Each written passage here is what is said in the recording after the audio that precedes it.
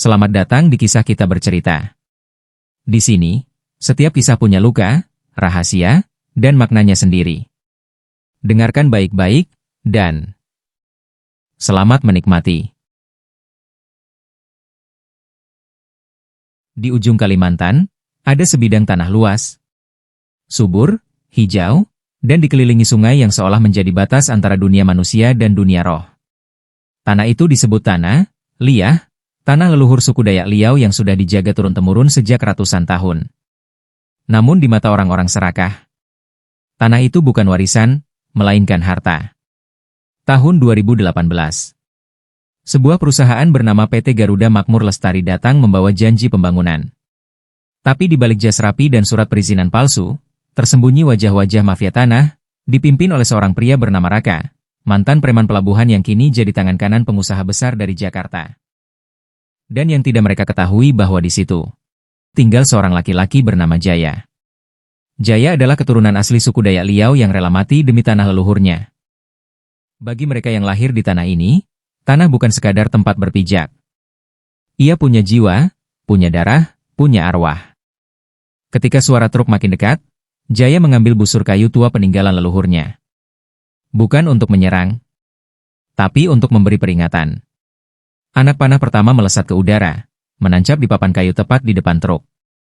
Satu anak buah Raka berteriak, "Siapa itu?" Dari balik kabut, terdengar suara dalam bahasa Dayak tua. "Tanah ini tidak dijual. Pergilah sebelum darah kalian menyatu dengannya." Raka tertawa sinis.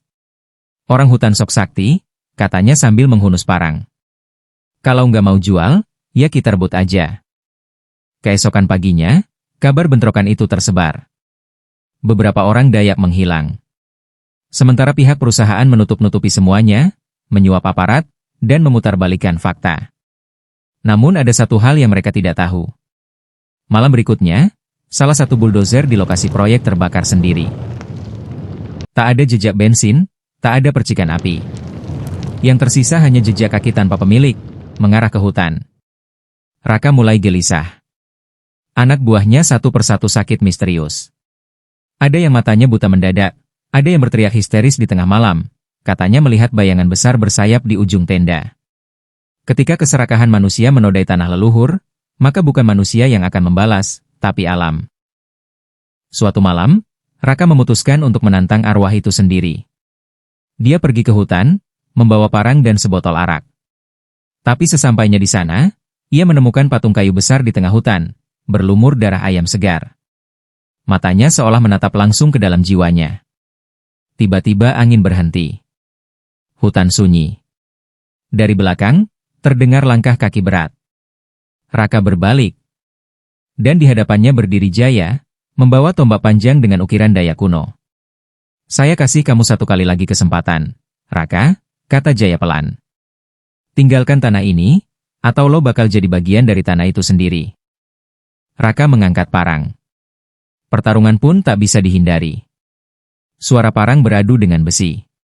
Cahaya bulan memantul di ujung senjata. Satu tebasan, satu luka. Namun Jaya seperti tak gentar, setiap serangan Raka terasa tak berarti. Hingga akhirnya, tombak Jaya menusuk tanah di antara kaki Raka.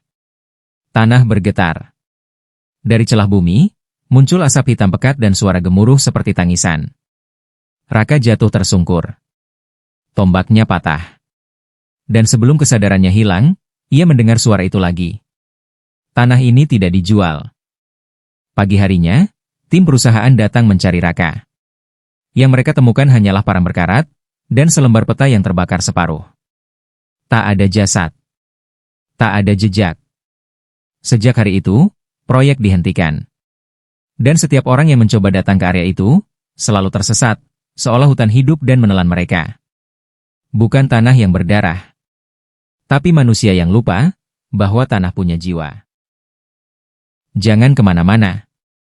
Kisah ini belum selesai. Episode 2, Balas Dendam Raka, akan segera hadir.